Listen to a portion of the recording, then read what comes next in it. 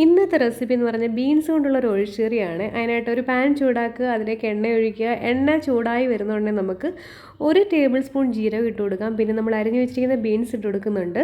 ഇനി ജസ്റ്റ് ഒന്ന് വാടി വരുമ്പോഴത്തേക്കും ഏകദേശം 1 ടേബിൾ സ്പൂണോളം ഉപ്പിട്ട് കൊടുക്കുന്നുണ്ട് കേട്ടോ. ഉപ്പ് ഇട്ട് ജസ്റ്റ് നന്നായിട്ടൊന്ന് വാടിക്കൊള്ളട്ടെ. അതൊന്ന് ജസ്റ്റ് അതിൻ്റെ ആ പച്ചമണമൊക്കെ ഒന്ന് മാറി, പച്ചപ്പൊക്കെ ഒന്ന് മാറി നമുക്കൊന്ന് വാട്ടിയെടുക്കാം. ഇനി നമുക്ക് ചേർക്കേണ്ടത് അതിലേക്ക് മഞ്ഞൾപ്പൊടി ചേർക്കുന്നുണ്ട് കേട്ടോ. ആവശ്യത്തിനുള്ള ഏകദേശം ഒരു 1/2 ടീസ്പൂണോളം മഞ്ഞൾപ്പൊടി, 1 ടേബിൾ സ്പൂൺ മുളക് പൊടി, 1 ടേബിൾ സ്പൂൺ മല്ലിപ്പൊടി. അപ്പോൾ ബീൻസ് നന്നായിട്ടൊന്ന് വാടി വന്നതിന് ശേഷമാണ് ഞാൻ ഈ മസാല ഇട്ട് കൊടുത്തിരിക്കുന്നത്. ഇനി നമുക്ക് ആ പൊടികളുടെയൊക്കെ മസാലയുടെയൊക്കെ ഒരു പച്ചമണമൊക്കെ ഒന്ന് മാറി വരട്ടെ. അപ്പോഴേക്കും നമുക്ക് ചേർക്കേണ്ടത് മസാലയായിട്ടുള്ള, അതായത് 2 തക്കാളി, 1 സവാള, ഒരു 3-4-5 വെളുത്തുള്ളി, 1 കഷ്ണം ഇഞ്ചി, പച്ചമുളക്, ഇത്രയും കൂടി നല്ല പേസ്റ്റ് രൂപത്തിൽ അരച്ചെടുത്തതാണ് കേട്ടോ.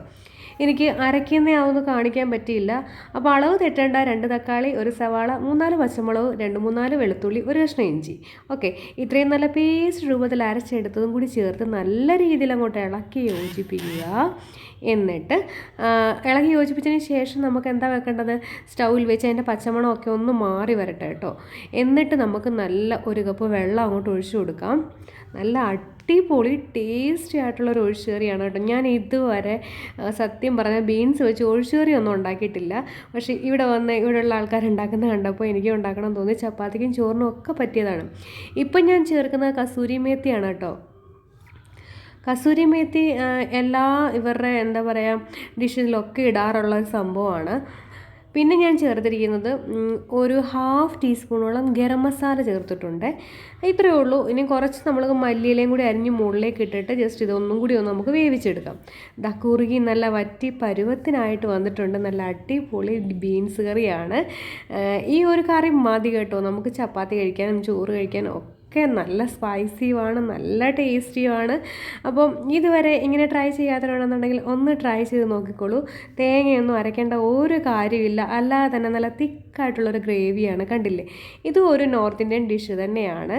അപ്പോൾ റെസിപ്പികളൊക്കെ ഇഷ്ടപ്പെടുന്നുണ്ടെങ്കിൽ നിങ്ങൾ ലൈക്ക് ചെയ്യാനും ഷെയർ ചെയ്യാനും മറക്കരുത്. ചാനൽ ഇതുവരെ സബ്സ്ക്രൈബ് ചെയ്യാതാണ് കാണുന്നതെങ്കിൽ ഒന്ന് സബ്സ്ക്രൈബ് ചെയ്തേക്കണേ. അപ്പോൾ നമ്മുടെ നല്ല ടേസ്റ്റിയും സ്പൈസി ആയിട്ടുള്ള നല്ല അടിപൊളി ബീൻസിൻ്റെ കറി ഇവിടെ റെഡി ആയിട്ടുണ്ട്. നല്ല ചൂട് റൊട്ടിയുടെ കൂടെയും ചോറിൻ്റെ കൂടെയും ഒക്കെ കഴിക്കാൻ പറ്റുന്നതാണ് കേട്ടോ. ഈ ഒരു മസാല എന്ന് പറഞ്ഞു കഴിഞ്ഞാൽ നല്ല അടിപൊളി ടേസ്റ്റിയാണ്. അപ്പോൾ ഇതുവരെ ബീൻസ് വെച്ച് ഇങ്ങനൊരു കറി ഉണ്ടാക്കിയിട്ടില്ല എന്നുണ്ടെങ്കിൽ നിങ്ങളൊന്ന് ഉണ്ടാക്കി നോക്കുക. പിന്നെ നിങ്ങൾ ഇങ്ങനെ ഉണ്ടാക്കുകയുള്ളൂ. തോരനൊന്നും പിന്നെ നമ്മൾ മറന്നു പോകും, ഉണ്ടാക്കത്തില്ല കേട്ടോ. അത്ര ടേസ്റ്റിയാണ്. അപ്പോൾ നെക്സ്റ്റ് റെസിപ്പിയുമായി കാണും വരെയും bye. Thank you for watching.